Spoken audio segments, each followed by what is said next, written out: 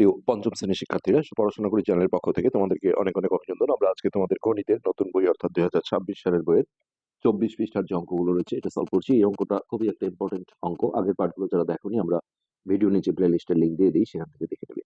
তো এখানে বলা হয়েছে মা ও মেয়ের বয়সের সমষ্টি 56 বছর। মায়ের বয়স মেয়ের বয়সের 3 গুণ, তাদের প্রত্যেকের অর্থাৎ কার বয়স কত এটা চাওয়া হয়েছে। তো এই অঙ্কটা দেখো করার সুন্দর একটা সিস্টেম আছে। এই অঙ্কটা পরীক্ষায় কিন্তু প্রচুর আসে। তো প্রথমে যেটা লিখতে হবে যে আহ, মেয়ের বয়স, এটা ভাষাগুলো একটু দেখো মুখস্থ করে রাখতে হবে জিনিসটা। মেয়ের বয়স সমান মেয়ের বয়সের 3 গুণ।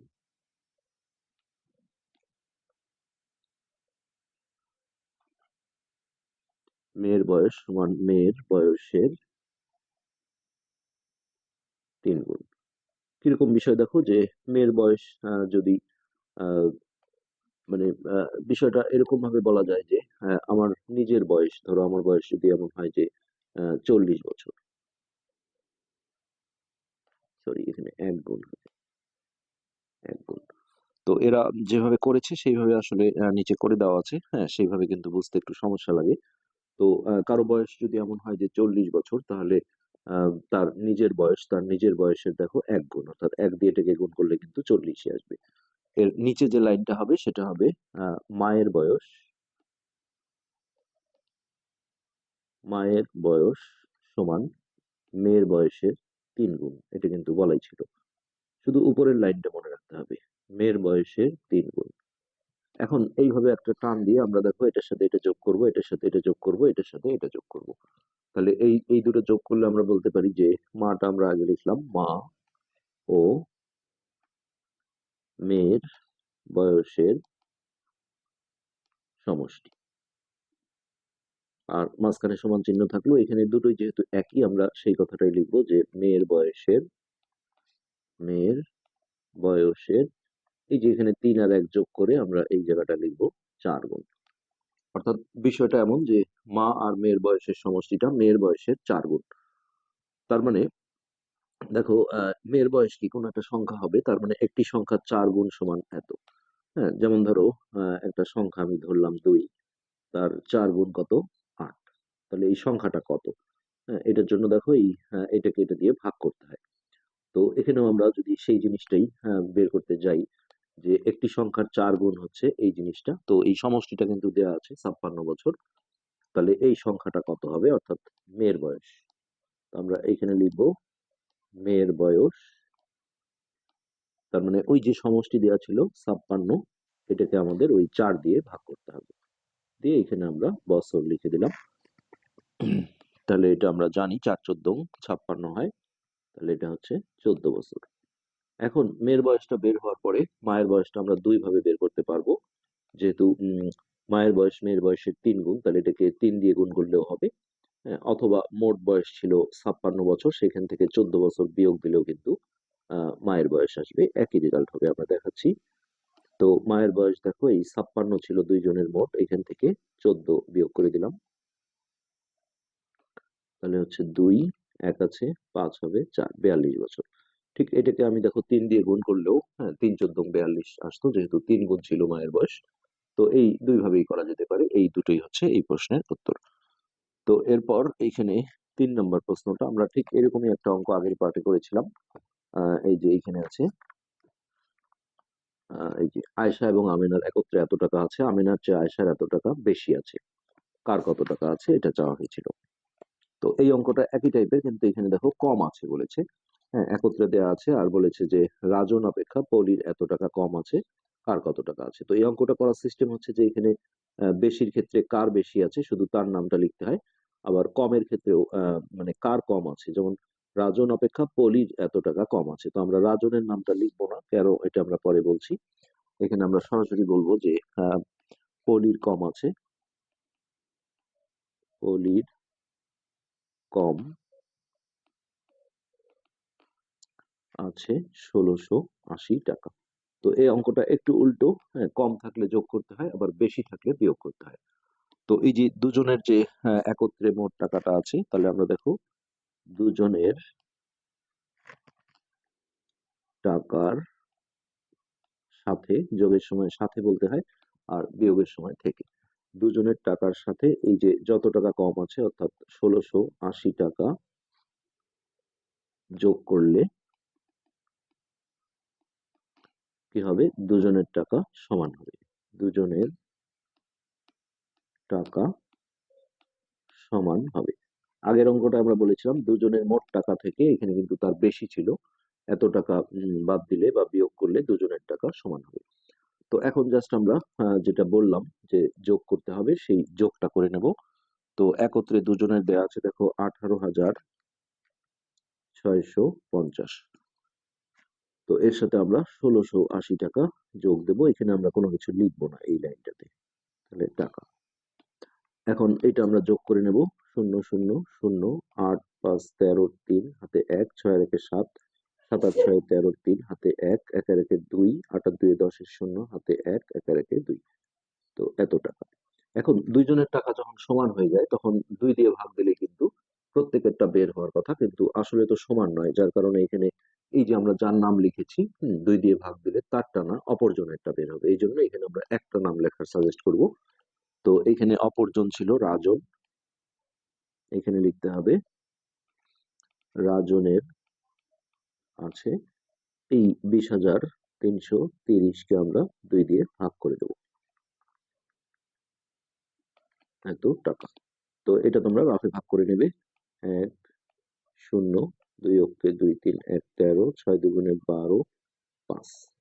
তো এইটা হচ্ছে রাজনের টাকা। এখন পলির টাকা আমরা দুই ভাবে বের করতে পারবো। হ্যাঁ, পলির যেহেতু এত টাকা কম আছে তাহলে এটা থেকে বিয়োগ দিলেও হবে এটা, অথবা দুজনের যে মোট একত্রে টাকাটা ছিল এটা থেকে এটা একজনের টাকা বিয়োগ দিলেও কিন্তু আমাদের অ্যান্সার আসবে। তো আমরা এইভাবে লিখি, পলির আছে, তো একত্রে ছিল দেখো ৮,৬৫০। এইখান থেকে আমাদের বিয়োগ দিতে হবে রাজনের টাকা অর্থাৎ ১০,১৬৫। এইটা বিয়োগ করলে আমরা পলির টাকা পেয়ে যাব। তাহলে ৫ আছে ১০ হবে ৫, হাতের এক এখানে আসলো ৭, ৭ আছে ১৫ হবে ৮, হাতের এক এখানে আসলো ২, ২ আছে ৬ হবে ৪, এটা ০ এটা ৮, ৮ই নামলো এত টাকা। তো এখন আমরা যদি পরীক্ষা করি, যেটা বলা হয়েছিল যে পলির ১৬৮০ টাকা কম আছে, তাহলে এইটা থেকে এটা যদি আমরা বিয়োগ করে দেখি যে ১০,১৬৫, এইটা থেকে আমরা দেখো ৮,৪৮৫ বিয়োগ দেবো। ০ ৮ আছে ১৬ হবে ৮, হাতের এক এখানে আসলো ৫, ৫ আছে ১১ হবে ৬, হাতের এক এখানে আসলো ৯, ৯ আছে ১০ হবে ১, এই যে ১৬৮০। আবার এই দুইজনের টাকা যদি যোগ করি তাহলে মোট টাকা যেটা দেওয়া ছিল ১৮,৬৫০ সেটা আসবে। তো দেখো যোগ করি, ৫ ৫ ১০ এর ০ হাতে ১, ৮ ৬ ১৪ আর একে ১৫, ৫ হাতে ১, ৪ আর একে ৫ আর একে ৬, ৮ আর ০ যোগ করে ৮, এই যে ১৮,৬৫০ টাকা, এটা কিন্তু একত্রে দেওয়া ছিল। তো সব দিক থেকে আমরা বুঝতে পারলাম যে আমাদের অঙ্কটা সঠিক আছে। তো এরপর দেখো ৪ নম্বর অঙ্ক। ৪ নম্বরে যেটা বলা হয়েছে যে আবির ৫০০ টাকা নিয়ে বাজারে গেল, সে ৬০ টাকা দরে ২ কেজি আলু। তো দরে বলা মানে এখানে ১ কেজির দাম। হ্যাঁ, আমরা ৫০ টাকা দরে ১ কেজি পটল এবং ৫৫ টাকা দরে ১ কেজি বেগুন কিনলো। সবজির দোকানের জিনিসগুলোর দাম পরিশোধ করে সে ২২০ টাকার মাছ কিনলো, তার কাছে কত টাকা রইল? তো এই সমস্ত দামগুলো আমাদের বের করতে হবে। তো আমরা যদি এইভাবে লিখি যে ১ কেজি আলুর দাম ৬০ টাকা, তাহলে এখানে আলু কিনেছিল ২ কেজি। একবারও লেখা যায় যে ২ কেজি আলুর দাম লিখে আমরা ৬০ গুণন ২ এভাবে করতে পারি। তো এই ৬০ গুণন ২ সমান হচ্ছে ১২০ টাকা। আর যেগুলো ১ কেজি করে কিনেছে এগুলো আসলে সমস্যা নেই। ৫০ টাকা দরে ১ কেজি পটল কিনেছিল। তো আমরা যদি নিচে লিখতে চাই তাহলে এইভাবে লিখি যে ১ কেজি পটলের দাম ৫০ টাকা দরে হচ্ছে যে ১ কেজি পটল, তার মানে এর নিচে আমরা ৫০ টাকা দিলাম। তারপরে বেগুন, তাহলে ১ কেজি বেগুনের দাম ৫৫ টাকা। এরপর এর সাথে আমরা দেখো মাছেরটাও নিতে পারি যে মাছের দাম মাছের দাম 220 টাকা। 220 টাকা। এখন এগুলো আমরা সব যোগ করব, অতএব মোট খরচ। তো দেখো এটা 5, 2, 5 আর 2 7, 7 5 12, 13 14, 14 4 হাতে 1, 2 এর একে 3, 3 এর একে 4, 445 টাকা। ওকে, এখন হচ্ছে 500 টাকা নিয়ে বাজারে গিয়েছিল। হ্যাঁ, তাহলে তার কাছে রইল, বিয়োগ করলেই হবে, তার কাছে রইল ওই 500 টাকা থেকে 445 টাকা আমরা বিয়োগ করে নেব। তো এটা বিয়োগ করে আসবে 5, হাতের এক এখানে আসলো 5, 5 আছে 10 হবে, আবারও 5, এটা মিলে গেল। এই 55 টাকাই হচ্ছে আমাদের এই প্রশ্নের উত্তর। আমরা আরেকবার একটু চেক করে দেখবো ক্যালকুলেশন গুলো। 120 টাকার হচ্ছে আলু, পটল কিনেছে 50 টাকা,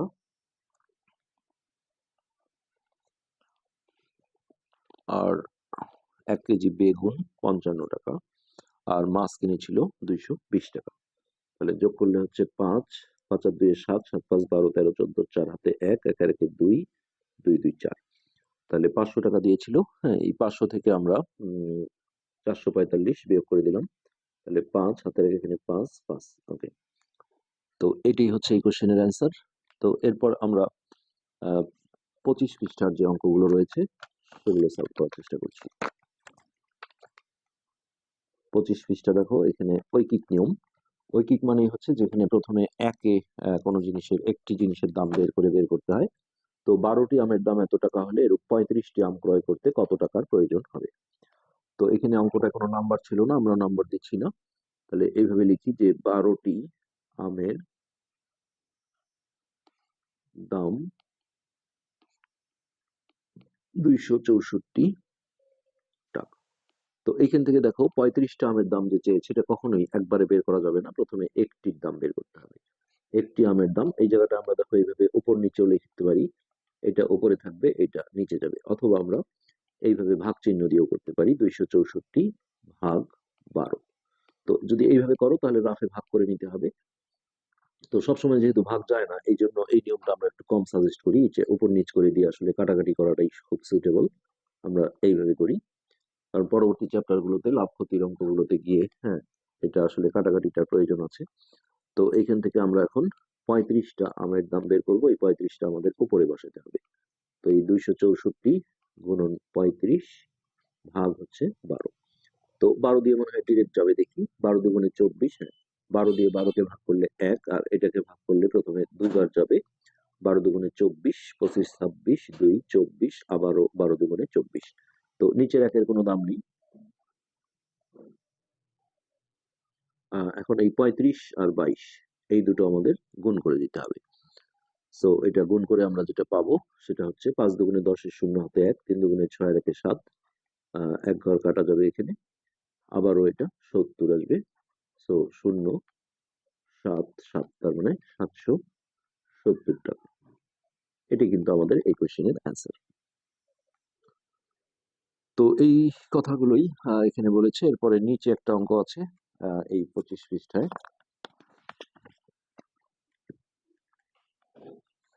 নিচের অঙ্কটা ছিল এমন: তানিয়া 192 টাকা দিয়ে 8টা কমলা কিনলো, যদি সে 3টা কমলা কিনতো তার কত টাকা প্রয়োজন ছিল।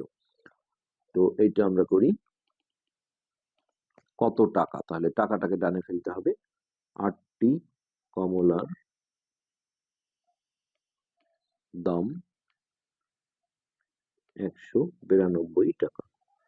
তো এইখান থেকে দেখো 3টা কমলার দাম চেয়েছে, প্রথমে আমাদের একটার বের করতে হবে। একটি কমলার দাম এই 192 ভাগ 8। এরপরে এইখান থেকে আমরা 3টি কমলার দাম বের করবো। তো এই 3টি কমলার হবে 192 গুণন 3 ভাগ 8। তো 8 দিয়ে আমরা ডাইরেক্ট এটা দেখি, 8 দুগুণে 16, 17 18 19 32, 4 8 32। নিচের একের দাম নেই, সো এই 24 আর 3 গুণ করে দিলে অ্যান্সার হবে 3 4 12, 2 হাতে 1, 3 দুগুণে 6 আর 1 7, অর্থাৎ 72 টাকা। এটাই হচ্ছে আমাদের এই কোশ্চেনের অ্যান্সার। তো এই অঙ্কগুলোকে আমরা বলে থাকি যে ঐকিক নিয়মের অঙ্ক। তো ওকে, এবার আসি আমরা 26 পৃষ্ঠা। রহিম সাহেব বাজার থেকে 600 টাকা দিয়ে 5টা ডাব কিনলেন। 12টি ডাব কিনলে তার কত টাকা খরচ হবে? তাহলে 5টা ডাবের দাম হচ্ছে 600 টাকা। এটাও আসলে 1 নম্বর দেয়া আছে। আমরা যদি এইভাবে লিখি, 5টি ডাবের দাম 600 টাকা। এখান থেকে আমরা দেখো 12টার দাম বের করবো। প্রথমে আমাদের একটি বের করতে হবে। তো একটির হবে এই 600 ভাগ 5। এরপর এখান থেকে আমরা 12টা ডাবের দাম বের করবো। তাহলে 12টি ডাবের দাম, এই 12 যাবে উপরে, 600 গুণন 12 ভাগ 5। তো এই 5 দিয়ে 5কে ভাগ দিলে 1, আর 5 দিয়ে 600কে ভাগ দিলে প্রথমে 5 কে 5, 6 1, 5 দুগুণে 10, 120। এরপর এই যে এই দুটো আমরা যদি গুণ করে দিই, তাহলে 12 শূন্য শূন্য, 12 দুগুণে 24, 4 হাতে 2, 12 কে 12, 13, 14, এই 1440 টাকা হবে আমাদের অ্যান্সার। 12 দুগুণে 24, 4 হাতে 2, 12 কে 12, 13, 14। এরপর এখানে 2 নম্বর যে অঙ্কটা রয়েছে আমরা সেটা সলভ করি। এখানে আছে রাইসা 64 টাকা দিয়ে 8টা কলম কিনলো। 24টা কলম কেনার জন্য তার কত টাকা লাগবে? তাহলে 8টার দাম হচ্ছে 64 টাকা। তাহলে 8টি কলমের দাম 64 টাকা। এখান থেকে আমরা দেখো 24টা কলমের দাম বের করব। সো প্রথমে একটি কলমের দাম হবে এই 64 ভাগ 8। এরপর এখান থেকে 24টা, তাহলে 24টি কলমের দাম, এই 24টা উপরে যাবে, অর্থাৎ 64 গুণন 24 ভাগ 8। তো 8 দিয়ে আমি একে বা একে যে কোনোটাকে কাটাকাটি করতে পারি। তো এটাকে যদি কাটি তাহলে 8 দিয়ে 8 কে ভাগ করলে 1, এটা 3 8 24। নিচের একের দাম নেই, সো এই দুটো আমরা গুণ করে দেবো। 3 4 12, 2 হাতে 1, 318 একে 19। এটাই হচ্ছে আমাদের এটার অ্যান্সার। ছোট ছোট অঙ্ক। আচ্ছা, এরপর 3 নম্বর। 3 নম্বরে আছে একজন তাঁতি 3 দিনে 24 মিটার কাপড় বুনতে পারেন। নিচের প্রশ্নগুলোর উত্তর দাও। তাহলে 6 দিনে কত মিটার কাপড় বুনতে পারবেন? তাহলে মিটারটাকে আমাদের ডানে ফেলতে হবে। 3 এর 1। 3 দিনে বুনতে পারেন, বুনতে, তাঁতিরা যে কাপড় বানায় এটাকে বলা হয় বোনা। বুনতে পারেন 24 মিটার কাপড়। তো এইখান থেকে আমাদের 6 দিনে বের করতে হবে। তাহলে 1 দিনে বুনতে পারেন 24 ভাগ 3 মিটার কাপড়। এরপর এখানে দেখো 6 দিনে বের করব। তাহলে 6 দিনে বুনতে পারেন 24 গুণন 6 ভাগ 3। তো এই 3 দিয়ে একেও কাটা যায়, একেও কাটা যায়। আমি যদি এইটাকে কাটি তাহলে 3 8 24, নিচের একের দাম নেই, তাহলে 6 8 48 মিটার। এরপর এইটার 2 নম্বরটা দেখি আমরা। 32 দিনে এত মিটার কাপড় বুনলে এর অর্ধেক সময়ে কত মিটার কাপড় বুনতে পারবেন? তাহলে মিটারটাকে আমরা আগে ডানে ফেলবো। 32 দিনে বোনেন, 32 দিনে বুনতে পারেন 256 মিটার। ওকে, এখন বলেছে যে এর অর্ধেক সময়, তাহলে 32 দিনের অর্ধেক হচ্ছে 16। তার আগে আমাদের 1 দিনে বের করতে হবে। 1 দিনে বুনতে পারেন 256 ভাগ 32। এরপর এটা আমরা একটু এইভাবেও দেখাই যে অর্ধেক মানে কি 2 দিয়ে ভাগ করা। 32 ভাগ 2 সমান 16। 16 দিনে বুনতে পারেন, তাহলে এই 256 গুণন 16 ভাগ হচ্ছে 32। তো 16 দিয়ে কাটাকাটি করলে এটা 1, এটা 16 দুগুণে 32। এবার 2 দিয়ে যদি কাটি এটা 1, আর 2 দিয়ে ভাগ দিলে প্রথমে 1, তারপর 2 দুগুণে 4, 5 1 16, 8 দুগুণে 16। নিচের একের দাম নেই, সো এটা 128 মিটার। এটি হচ্ছে অ্যান্সার। লাস্ট হচ্ছে এখানে 3 নম্বরটা। 20 দিনে এত মিটার কাপড় বুনলে 5 দিনে কত মিটার কাপড় বুনতে পারবেন? তো দেখো একই টাইপের অঙ্ক। 20 দিনে বুনতে পারেন 160 মিটার। তাহলে অতএব একদিনে বুনতে পারেন 160 ভাগ 20 মিটার। আর এইখান থেকে চেয়েছে 5 দিনে। তো 5 দিনে বুনতে পারেন এই 160 গুণন 5 ভাগ হচ্ছে 20। তো 5 দিয়ে কাটলে এটা 1, এটা 4 5 20, এবার 4 দিয়ে কাটলে 1, 4 4 16, শূন্য, নিচের একের দাম নেই, সো এটা হচ্ছে 40 মিটার। তো আশা করি বুঝতে পেরেছো। আজকে আমরা এই 26 পৃষ্ঠা পর্যন্ত কমপ্লিট করে ফেললাম। পরবর্তী পার্ট দেখার আমন্ত্রণ রইল। আজকে এ পর্যন্তই। ধন্যবাদ।